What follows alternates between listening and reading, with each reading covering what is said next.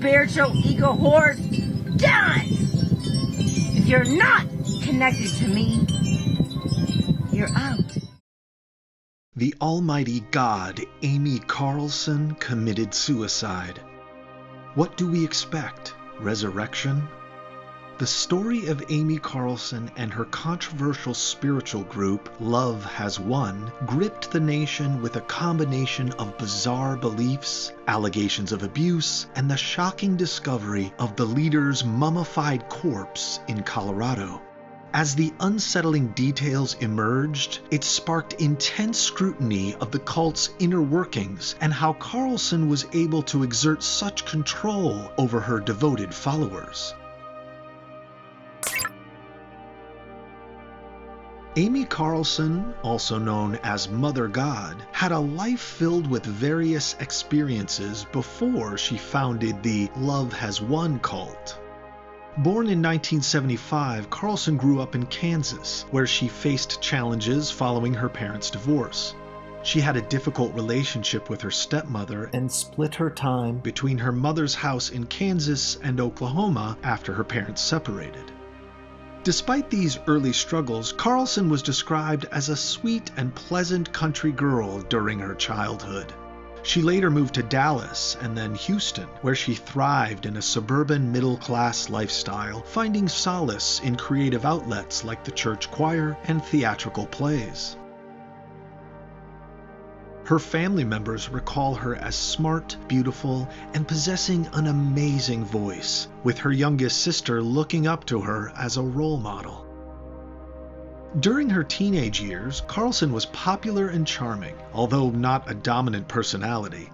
She was known for her childlike aesthetics, decorating her room with unicorns, and engaging in activities like choir and theater. According to Love Has Won lore, Carlson's divine powers began manifesting early in her life, with claims that she communicated with angels as a young child. Her parents sought insights from pastors due to her unusual behavior, including an incident where she disrupted a church sermon by calling out a lie. Carlson married and divorced 3 times, having 3 children from these relationships. She later found stability in a management position at McDonald's, Denver. Carlson's journey into the world of faith discussions online marked a pivotal moment, leading her to delve into alternative beliefs and eventually establish the Love Has Won cult in 2006. She initially joined forces with White Eagle to establish an entity initially identified as Galactic Federation of Light and debuted their inaugural YouTube video in 2009. However, it wasn't until 5 years later that their movement started gaining momentum, largely bolstered by their online presence. Their activities included consistent uploads on YouTube and live streams where they marketed various New Age products such as vitamin supplements, essential oils, crystal pyramids, and colloidal silver, substances that Amy herself consumed fervently. Among their offerings was a unique form of surgery termed etheric surgery, purported to alleviate sickness and purge the body of negative energy, proving to be particularly profitable.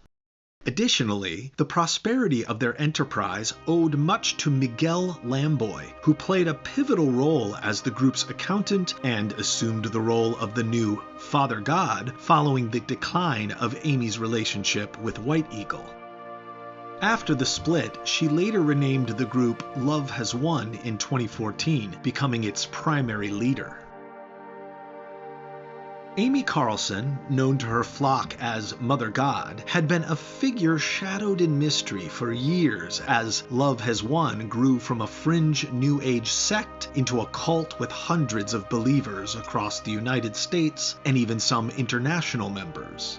The group blended a confounding mix of Hindu and Christian beliefs, with Carlson at the center, proclaiming herself as the reincarnation of Jesus, Buddha, quantum field, and other deities. According to former members, Carlson spun an intricate web of delusion and control, requiring recruits to cut ties with their families, hand over their wealth and possessions, and denounce modern medicine, instead relying on her professed healing abilities. Her word was gospel, with even the most mundane daily activities dictated by the self-professed Mother God. Members weren't just followers, they were worship-drunk fanatics who believed Amy's every utterance contained divine wisdom. You believe that Amy is Mother God, correct? Yes, we Absolutely. know So you spend the day in the presence of the deity, of God, the creator of the universe. so. Yes.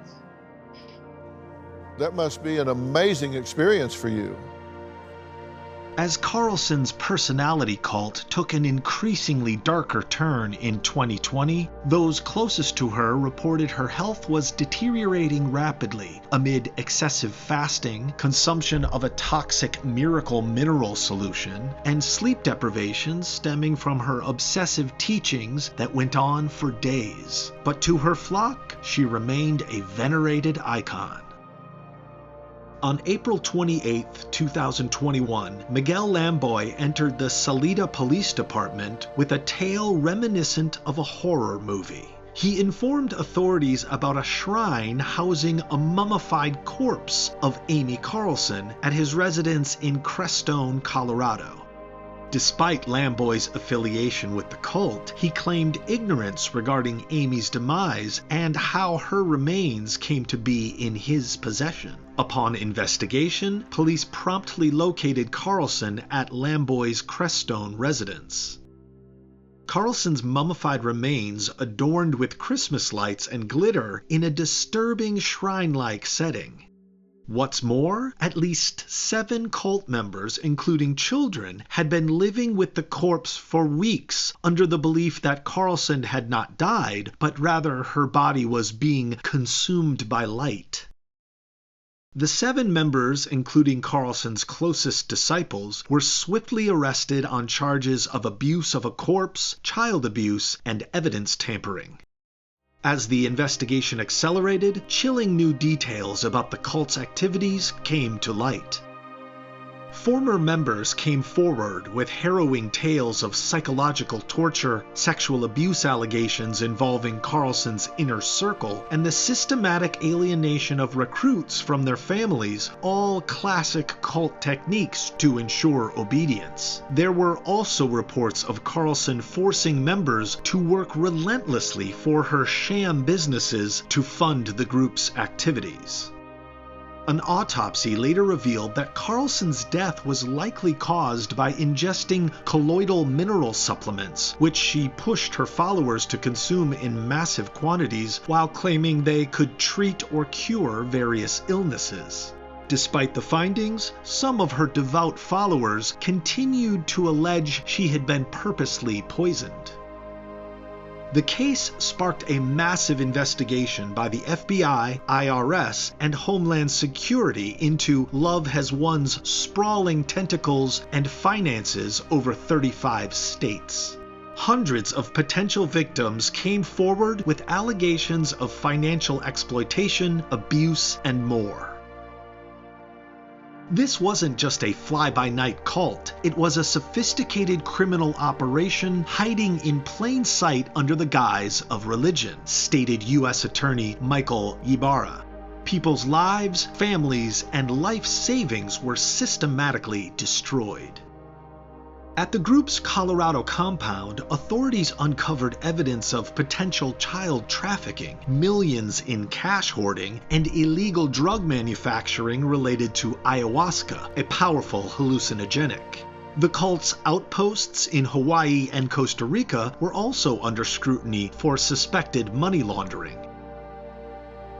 For families of those still entrapped, seeing their loved ones criminally charged was a grim culmination of years trying to extract them from Carlson's destructive clutches through interventions and deprogramming efforts. In the age of social media, relatives had watched in horror as their kin transformed from upstanding citizens into zealots parroting the cult's rhetoric. It was like they joined a doomsday cult, but the world didn't actually end. Amy did, said the brother of Derek Grifter, one of the arrested Love Has Won members. Maybe now he can finally start to deprogram and realize how much of his life was stolen. The arrests prompted other former followers to share their own experiences of trauma, manipulation, and unique punishments, like being forced to re-watch their forced indoctrination videos on loop for days. Support groups and exit counselors worked overtime to provide resources.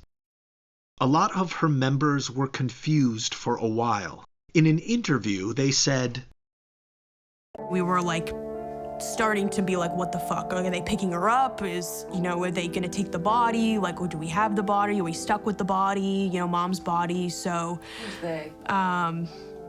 Who's they what? That they were gonna pick her up? The Galactics. You know what I mean? Our fantasies of the starships, was that gonna happen now that Mom's not in the body to be picked up? We had no idea. We were just praying for a literal miracle.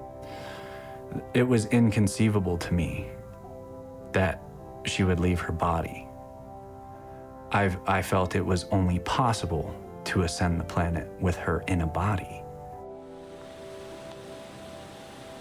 I was just like, we're gonna, put her on that wooden board, float her down the river together, and then shoot arrows, flaming arrows, and, have this grand thing that only God could get. I mean, I literally thought the starship would just come, right? Law enforcement also acknowledged they had received multiple tips about Love Has Won's potential criminality over the years from concerned families, but were limited in what they could do until evidence of actual crimes emerged. The corpse discovery served as that tipping point.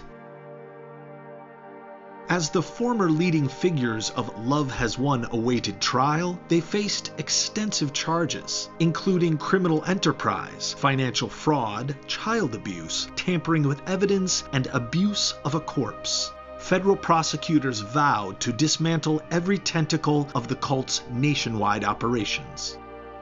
For the town of Crestone, the case shined an uncomfortable spotlight on the countercultural enclave that had allowed Carlson's cult to fester for years with minimal scrutiny thanks to its live and let live ethos and prevalence of spiritual and occult groups. As the legal proceedings played out, mental health experts warned that the former followers faced a long road of deprogramming and healing ahead after being so deeply enmeshed in Carlson's web of control, abuse, and misinformation. For those most vulnerable, like the children, special trauma care would be critical. These victims have had their entire sense of reality warped for years, explained a cult rehabilitation specialist. Undoing that degree of mental reconditioning and breaking down the pernicious us versus them cult mindset takes intensive therapy and a strong support system.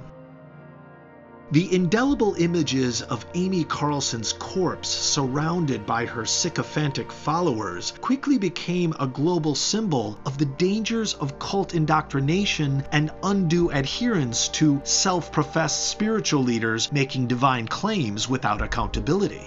Much like other infamous cult atrocities, it served as a wake-up call regarding the immense psychological power figures like Carlson can wield over the minds of the misguided and disenfranchised. While Carlson's reign of delusion was over, her death and the subsequent fallout represented the permanence of her damage in countless shattered lives, broken families, and irreparable trauma. For the survivors, there would be no miracle solution to undo the cult's dark legacy, only the long road of piecing reality back together. As shocking as the case was, experts noted the patterns of love has won were sadly familiar themes when dissecting spiritually exploitative groups: shattered accountability, snowballing deception, cascading illegal activities to maintain operations, and cult leaders surrounding themselves with inner circles just as brainwashed. With Amy Carlson's demise representing that final implosive crescendo, the dismantling of the Love Has Won cult became a complex operation of seeking justice, contending with extremist dead-enders, and helping survivors rejoin society. It also served as a startling cautionary tale about the perils of unchecked indoctrination and the human mind's endless capability to construct incredibly intricate yet delusional realities. Do you think her enchanted followers will get themselves back? Did her medications actually work in healing people? Many questions left unanswered.